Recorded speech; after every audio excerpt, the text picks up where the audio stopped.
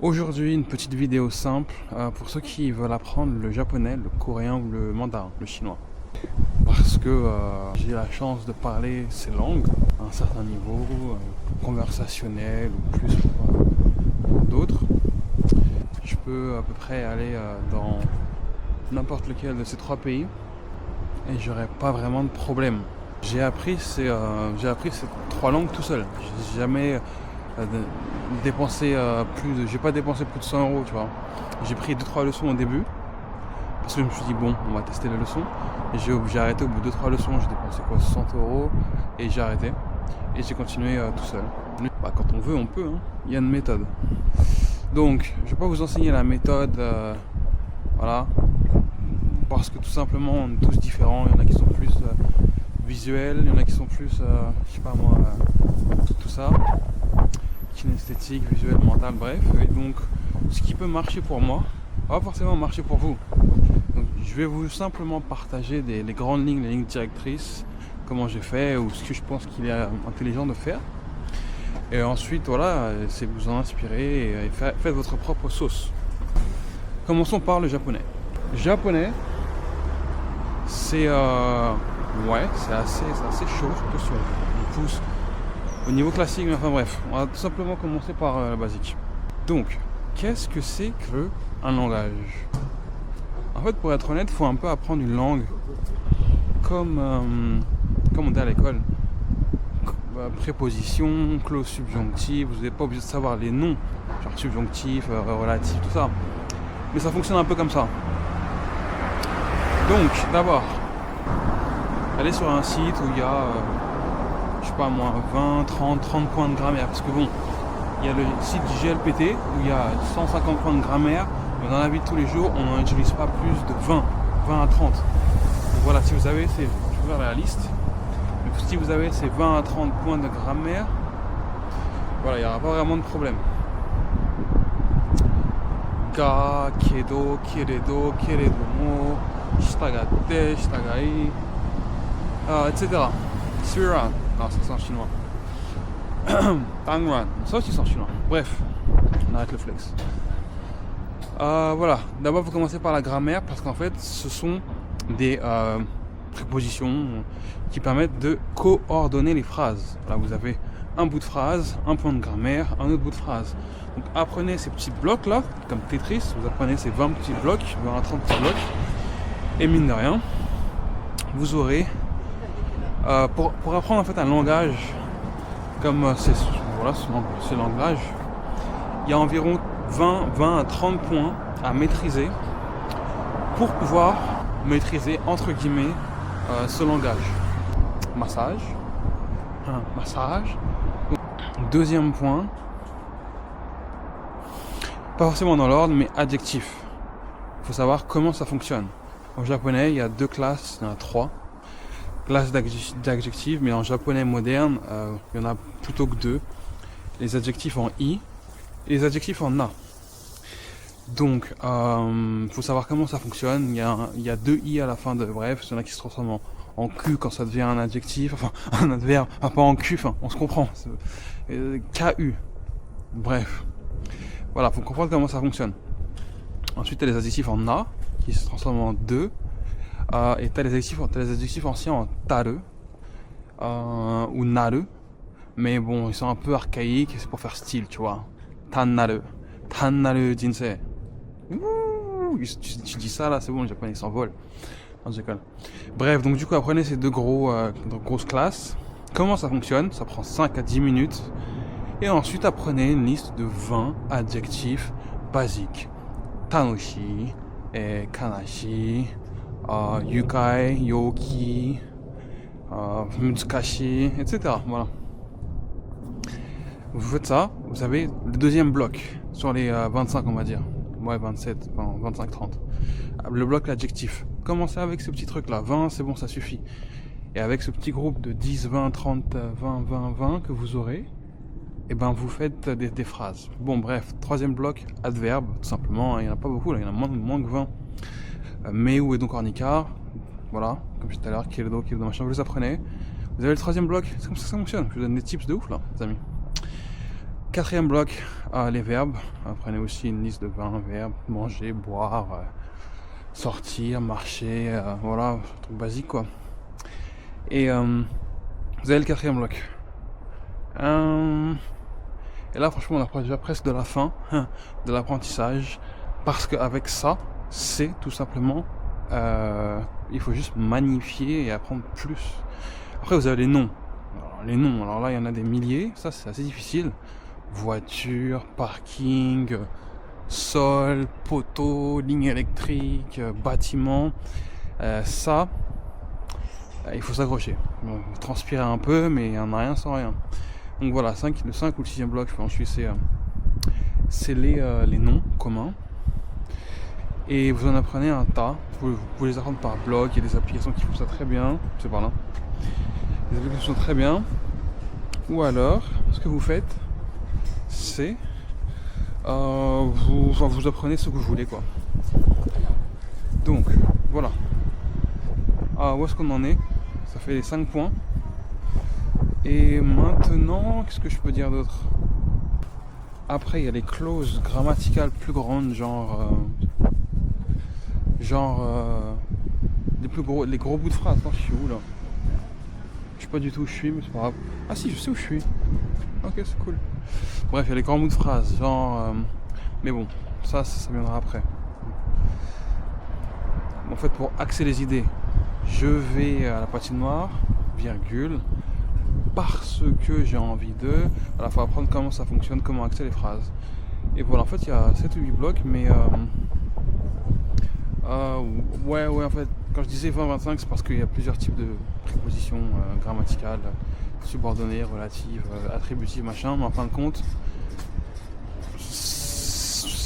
voilà, il y a beaucoup de clauses adverbiales, les adverbes, on les a vus. Bref, donc voilà, voilà. Faites ça, bossez sur ces 7 à 8 axes, et voilà pour le japonais, comment faire pour ne pas dépenser un sou, et avec des efforts, apprendre de manière logique une langue. Vous remplissez votre tableau de adverbes, adjectifs, mots, machin. Et ensuite, voilà, il y a aussi des aspects un peu cachés. C'est une fois que vous avez ça, bon, voilà, il faut s'entraîner à parler, mais il faut surtout aussi s'entraîner à écouter. Et pour ça, vous pouvez aller sur YouTube, écouter des vlogueurs japonais. Alors, il y en a où ils parlent très lentement, c'est destiné à ceux qui apprennent la langue. Et puis quand vous êtes à l'aise, vous cherchez des youtubeurs japonais ou dans la langue que vous visez, et vous choisissez ceux qui parlent très vite. Ça entraînera votre compréhension orale, compréhension auditive. Et puis voilà, après quand vous voulez pousser, choisissez dans les domaines spécifiques, finance, blablabla, etc. Voilà, à peu près comment ça fonctionne.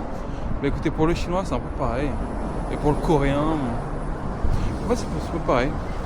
Les mots du topic aussi sont pratiques, la liste de vocabulaire. Bref, voilà les amis. Après vous pouvez aussi vous entraîner à moduler, à imiter la prononciation de quelqu'un un youtubeur qui vous plaît, parce que ça entraîne à... Puis après il y a le domaine des inflexions, si vous voulez, quand on dit hashi ou bien hashi, voilà, quand on met l'accent sur l'une des deux syllabes, ça change le sens du mot. Là c'est des trucs un petit peu avancés, très avancés même. Et voilà. Parlons du pourquoi et du comment, ou pourquoi j'ai voulu apprendre ces langues, et les avantages, les inconvénients. Les inconvénients, il n'y en a pas beaucoup, mais il y en a forcément un peu. C'est que bon, ça prend pas mal de temps, et ce temps, bah, on aurait pu le mettre ailleurs, mais les avantages en valent la peine, un petit peu quand même. Les avantages, bah voilà, on a accès à un job market, à un marché du travail un peu plus large. On peut travailler en Corée, on peut travailler en Chine ou au Japon, selon les conditions, les envies et les possibilités. Et un accès à plus que 1,5 billion de personnes. Sans compter les tranches d'âge, ce qui élargit le choix, les possibilités de pas mal de choses. Et ça donne aussi un sens, voilà, on est un peu content de soi. Voilà. Haha, les amis, vous voulez une démonstration, hein? Non, je suis pas trop dans la démo.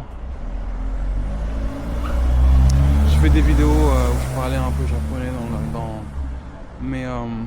mais bon, c'est pas trop mon truc, tu vois. Faire de la démo pure comme ça. Mais voilà. Allez, on va vous dire un petit truc. Qu'est-ce qui me passe par la tête? Je suis dans une voiture. J'ai un truc sur mes lunettes là, non? Je suis dans une voiture. Et je vais au Japon en voiture. Bizarre ça, non? Je vais au Japon en avion. Alors, comme en chinois, vous diriez. Wo